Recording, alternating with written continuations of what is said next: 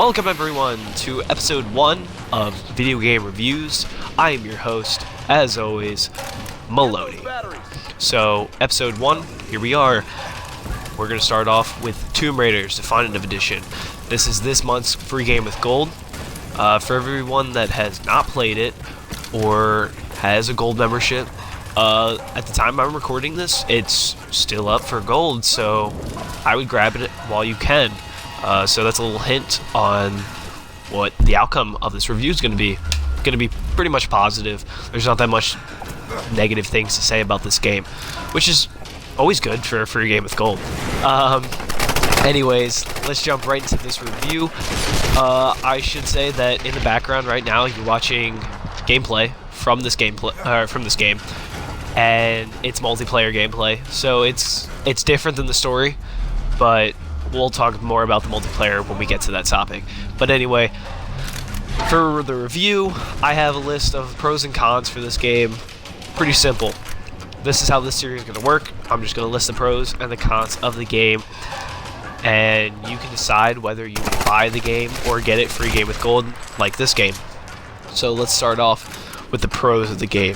So as you can see on screen, hopefully you can see on screen, this game has really good graphics. Like, it looks really nice and really clean, and the story looks better than the multiplayer. So if you're kind of judging it on the multiplayer, the story does look better.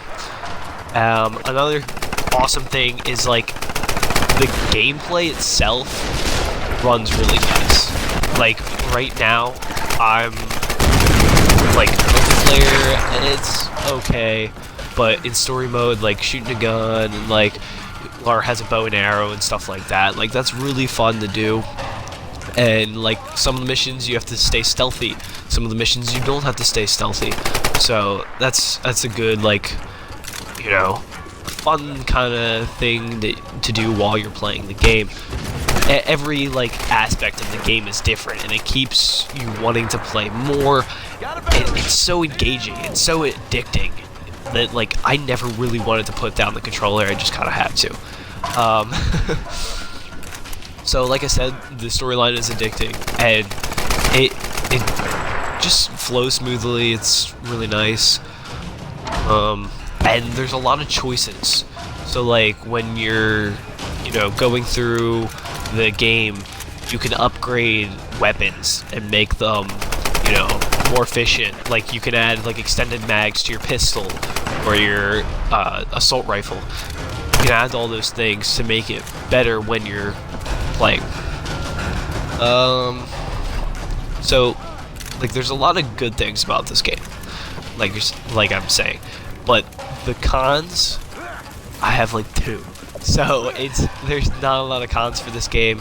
For those of you who played it, if you don't technically enjoy this game, or if you think of something else that you don't like about this game, leave it down in the comment section below. I'd love to hear your opinion on it. But anyways, let's get into the cons. So the one thing I didn't like about this game was, like, once you're done the whole story, you're kind of left with pointless, like, searching for different, like, artifacts that are hidden throughout the map. And to me, that's not interesting. That's not like something I want to do. So once you're done the story, there's not a lot to do. And the story, it's lengthy, and you can play it for a pretty long time, but there's a limit. You know, everything comes to an end, and once that story's to an end, I wanted to play more. That's how much I liked this game. I wanted to play more, and really my only option was look for these artifacts or play multiplayer, or start a brand new game. Like, I'm not starting a brand new game, and multiplayer isn't that great. Speaking of the multiplayer, that's my other con. It's not that fun. I don't know how to say that any other way. It's really not that fun. Yes, it's different.